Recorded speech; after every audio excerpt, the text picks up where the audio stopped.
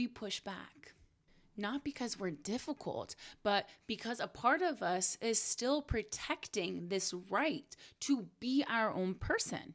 You're listening to Say It Anyway, the podcast for people who know they're meant for more and are done holding back. I'm Maggie Marcus, and here we talk courage, self-trust, and what it takes to lead yourself, even when it scares the hell out of you. Have you ever been in the middle of a disagreement with someone that you love and you're like, why are we still fighting? Like, what? I have no idea what we're even fighting about anymore. Why has this become a bigger deal than it needed to be? And I get it, because I have been there so many times. Like, when someone asks you to do something differently, or your partner, a manager, a friend, and instead of just saying okay, something in you just needs more. Like, you need to understand why. You need the explanation. You need their reasoning. It needs to make sense to you before you can accept it. This is why I've gotten my fights get blown out way more than they need to. So like, I ask and maybe they explain, but it's still not good enough. I still don't understand it. It still doesn't logically make sense to me. And now they're frustrated and I'm frustrated, and they're like, why can't you just take what I say for what it is? Why does everything need to be a whole ass conversation? And you're frustrated, or I'm frustrated because I'm not trying to be difficult, okay?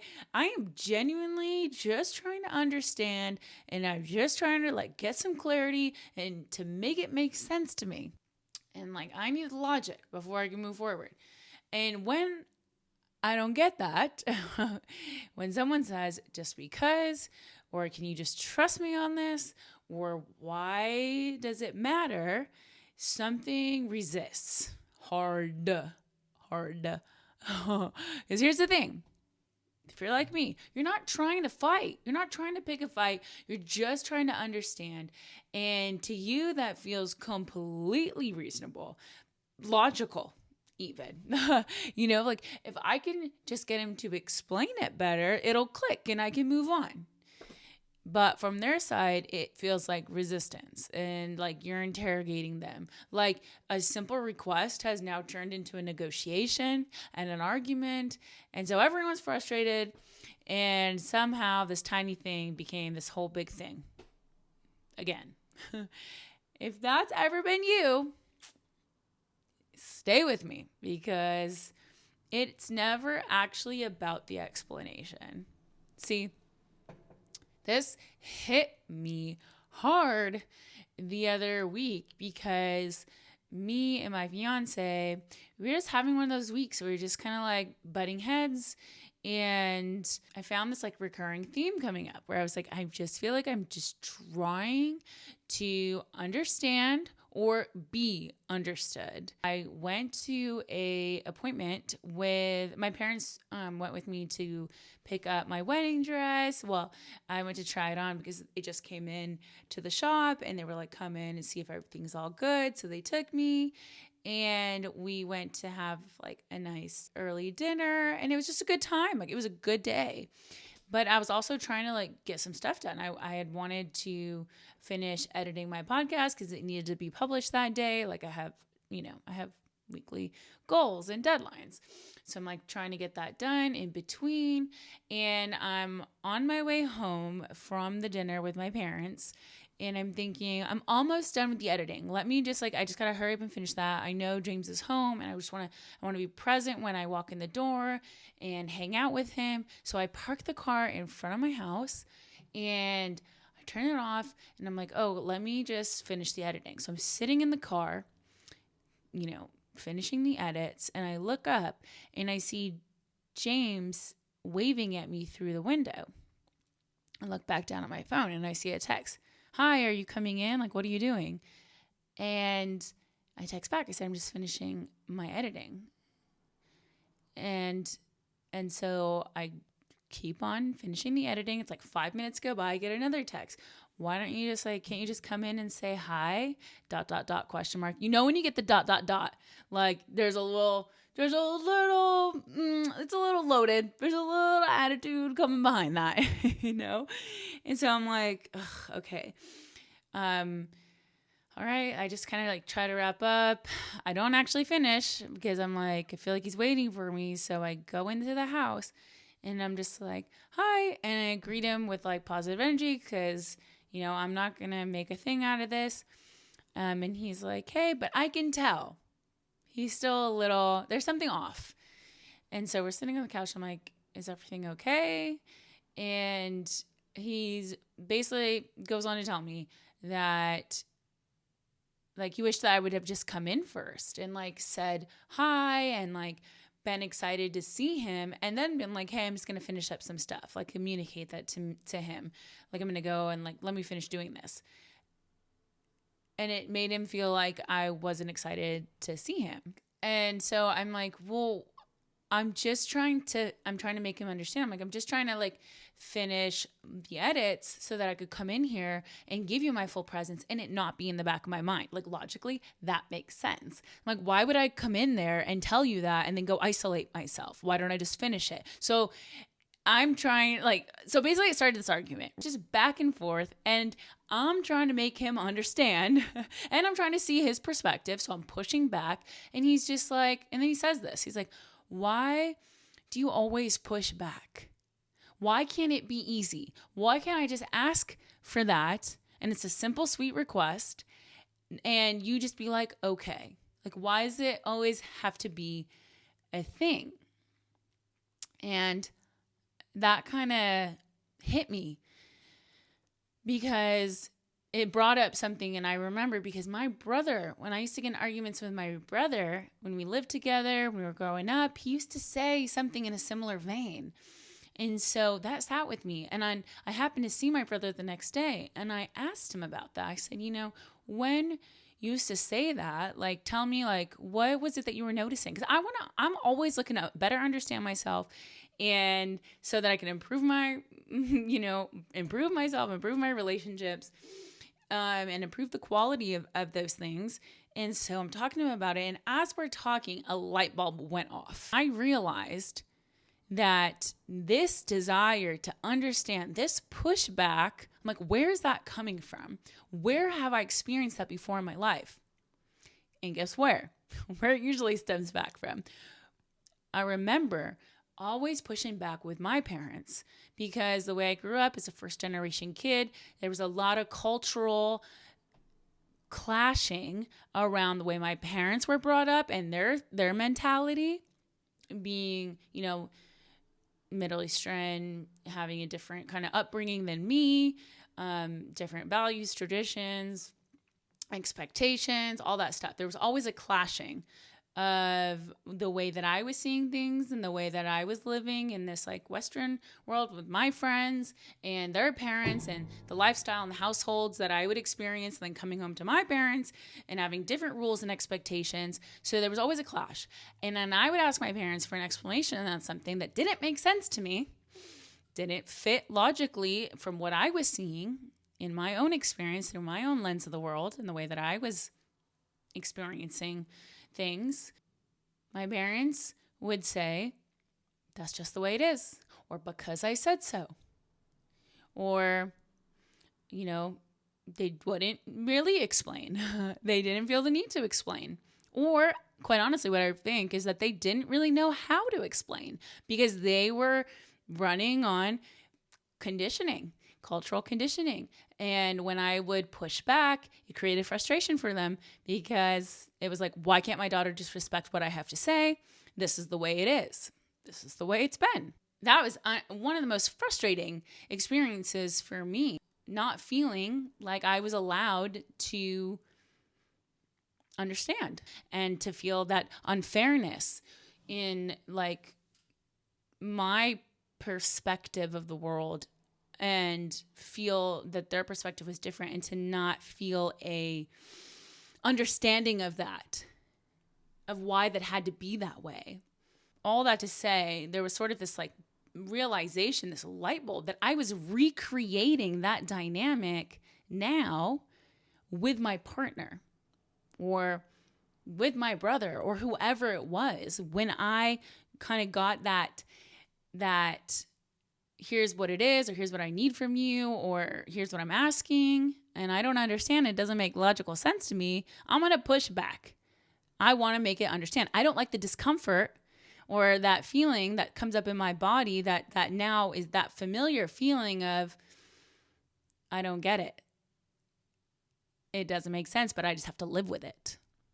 Because that created a lot of pain for me in my life, in my adolescence, in those years with my parents. And I think sometimes we think the pushback is about the argument itself, the request, the feedback we're being given, the small things that set us off. Like we think we're fighting for logic or for fairness or just trying to understand. Like, why should I load the dishwasher with the dishes facing this way, not this way? That doesn't make sense. Or why should I go that direction when I know the other street is faster? Or if someone cancels plans on you and gives you a reason that doesn't fully make sense and you just can't accept it, you need more explanation because it doesn't fit in your brain, in your mind. But a lot of the time, we're not fighting for or about what's right in front of us. We're fighting against an old feeling. And this is the thing that just sparked in me that I realized. See, for some of us, not being allowed to understand or not being understood got wired as not being allowed to be our own person. I want to let that one sink in. See, your nervous system learned early that because I said so, how many of us heard that one growing up? Because I said so was a dismissal of us, of our needs, of our desires, of our emotions. And that blind obedience, listening, without being allowed to question or not being given a fair explanation or being held space for our feelings about it, like blind obedience meant a loss of autonomy and choice. That's a big one for me. Even my body, as I said that, feels that. It resists that because it knows what it's like to not have that autonomy and that choice, which is why I talk so much about freedom and being able to express and be yourself and not feel restraint. Anyway, I'm not going to go into a side tangent. That one's just a big one for me. Okay, we just unlocked it. But where was I? Our nervous system also has learned that not being allowed to question is equates to feeling powerless, or unseen. So when someone says, just do it this way, our nervous system doesn't just hear a request. It hears, your perspective doesn't matter. Your needs don't matter. You just have to comply. You don't get to understand. And so then maybe if you're like me, you might have felt, and maybe you feel this, you feel overpowered or it's not fair. And so, of course, we push back. Not because we're difficult, but because a part of us is still protecting this right to be our own person, to preserve ourselves. And I think this is why just let it go or just say okay, just be easy feels emotionally offensive to you sometimes because to our younger selves, surrendering without understanding felt like abandoning ourselves. It felt like a loss of self. It felt like a dismissal of our own needs, of our emotions, and of our desires. And what does everyone want? Especially as a kid, to be seen, to be heard, to be loved, to be accepted. But what happens is as we bring some of these wounds into our adult relationships, it costs us. It ends up costing us peace in our relationships, connection in our relationship. We end up having our present day people, loved ones, pay the price for our past wounds. See, my fiance wasn't trying to control me. He had a preference. And I know, and I get it was a very sweet ask. The man was just asking for love and attention from me and to see him. But my body didn't recognize the difference between what was happening now and what it's been conditioned to know from my past. The more you fight for understanding in every single small moment, the more distance and friction it creates in your relationship. And this is what I was seeing during that week between me and my fiance. That is the theme. And it created disconnection between us that I never want that. And here's the thing. Mature relationships sometimes require tolerating not understanding, ambiguity, differences in preference, imperfect reasoning, messy asks. My need to understand was driven by my ego and trying to protect myself, my sense of self. But really what was happening was I was picking my ego over my partner. I didn't see that in the moment. I didn't realize that. And so in seeing that and realizing that, is that how I want to be? Is that who I want to be? Is that how I want to show up? Is my ego more important to me than my partner and what he needs? So I can have a choice. Awareness creates conscious choice. When we are able to see that for what it is, now I can choose how to respond. I learn from that. It's the beauty of awareness. It's the beauty of knowing yourself, understanding yourself. Because underneath it all, even if I fight for my ego, like in a way where what's happening is I'm trying to avoid the feeling that way again, where I felt in the past, sitting with the discomfort of not knowing and just having to accept something for what it is when I don't understand it, and especially when I don't agree with it. And underneath it all, I'm still not going to be at peace, right? Because the understanding that I'm looking for in those moments isn't necessarily going to come from the other person. With my awareness, I can learn to give myself what I need. I'm going to explain that here in a second, because I want to kind of go back to what I was saying about as kids, that we need that love and that feeling of safety and belonging. And we learn that through experiences, not logic. Okay. When we're included, when someone slows down to explain things to us, and when there's space for our emotions to be held, when we're included in a conversation, right? Then our system, it learns, like understanding creates safety. At least that's what I learned. That explanation creates connection. That being reasoned with means I'm respected, that I'm seen. But if you grew up in an environment where your questions were dismissed, your feelings were dismissed, your emotions were not explored or held or given space to,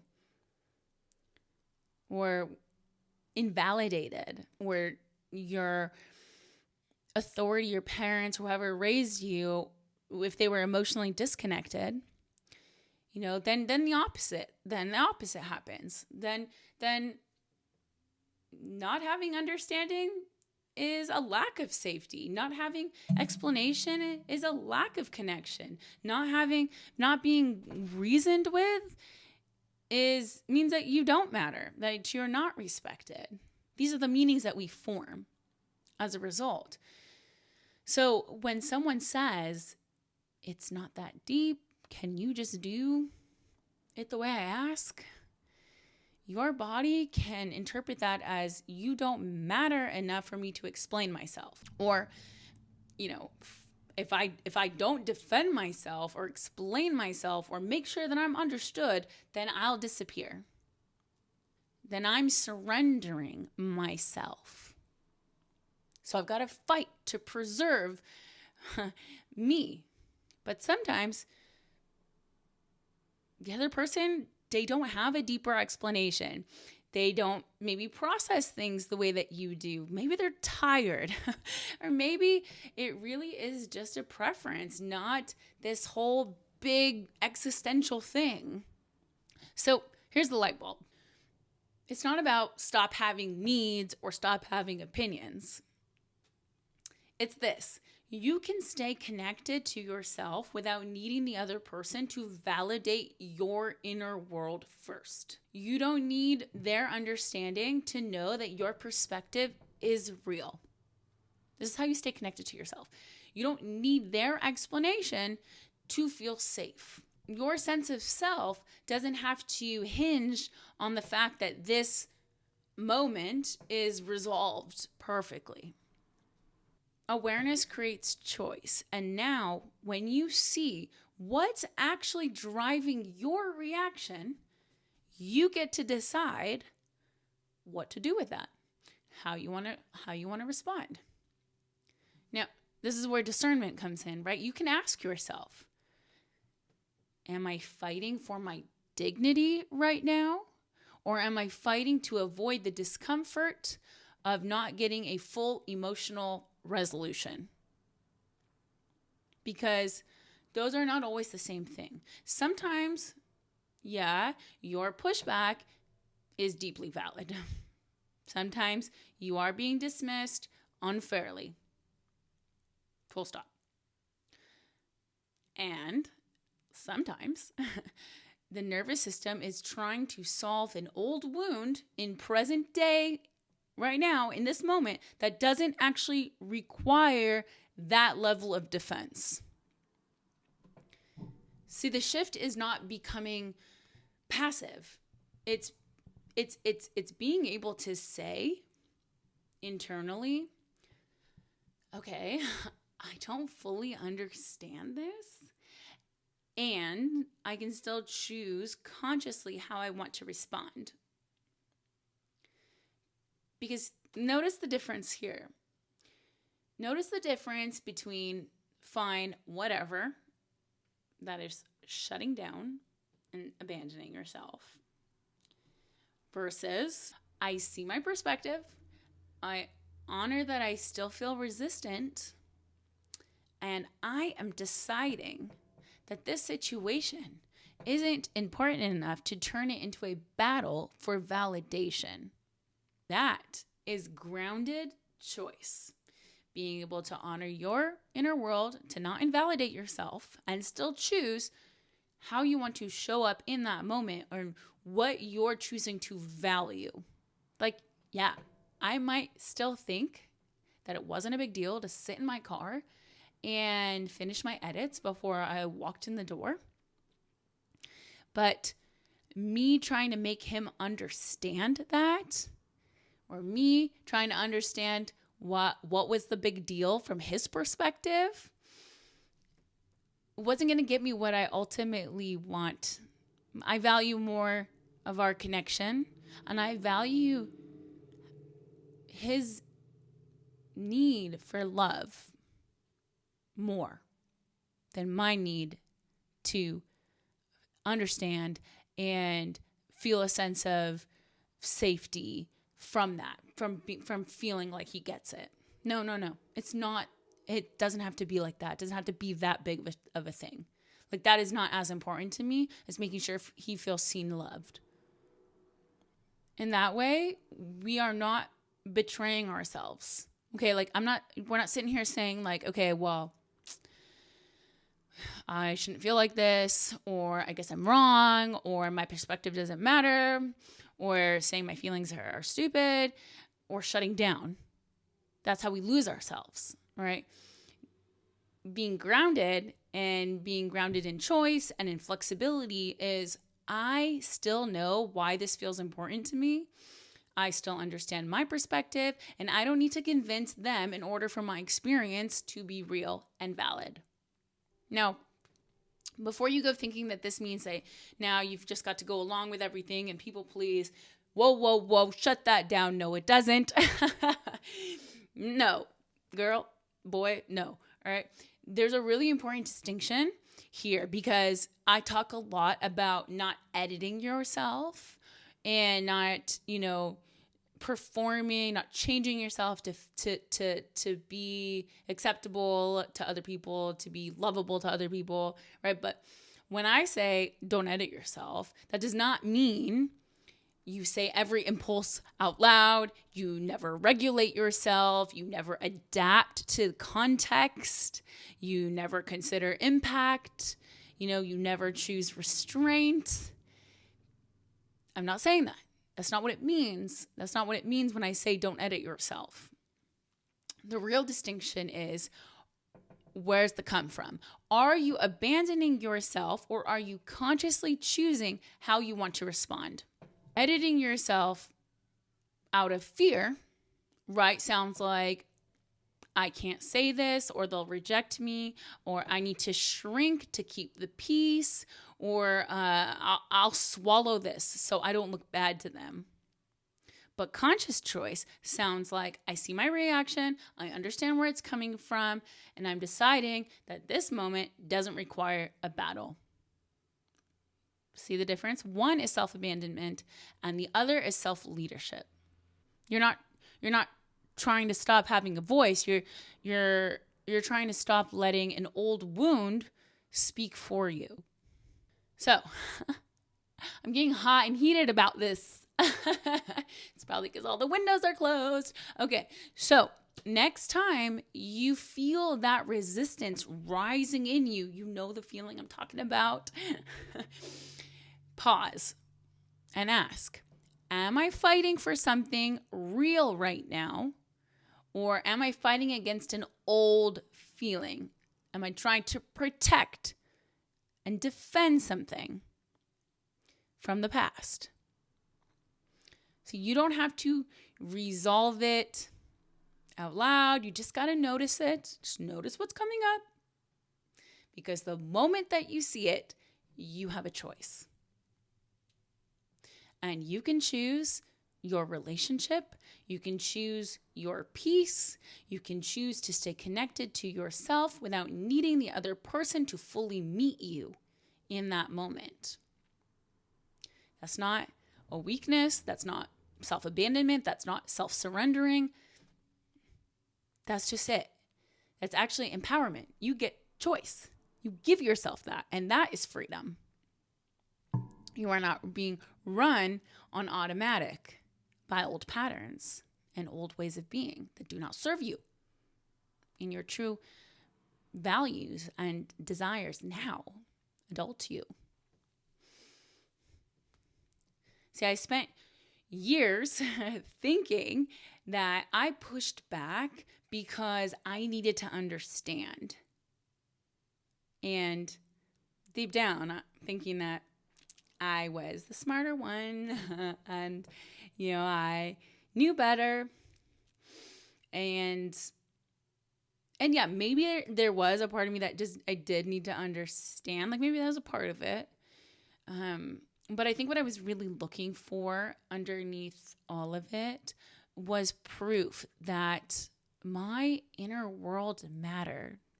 That's what younger Maggie really wanted to hear and feel that she didn't get. She didn't get to feel like her needs mattered. She felt like overpowered, overruled, dismissed. And she dismissed herself as well by editing herself to be more palatable, to be more lovable, to keep peace, to stay connected with others. I needed that, I guess, this proof that I mattered, that I existed, that I got a say. And the thing is, I do. I always did. I just didn't need someone else to confirm it. And I think the moment that I saw that, things shift for me. Not because the disagreements are going to stop happening, but because maybe I'll stop needing them to mean that I'm seen, that I'm heard, that I matter. Because now, with my awareness, I have a choice. And I get to choose, not from my previous wounds, but from who I actually want to be now. And now I have the inner resourcefulness and resolve to be able to validate and see myself. And that might just be the most important thing right now. Because no one else is ever going to be able to do that for you. Even if anybody else tries to do that for you, it's not going to mean anything until you truly believe it for yourself and you're able to do that for yourself. Hey there, thanks for tuning in. If this episode hit home, spread the love. Maybe share it with a friend or drop a comment. I'd love to know what landed for you. And remember, your voice matters. Whatever you're holding back, say it anyway.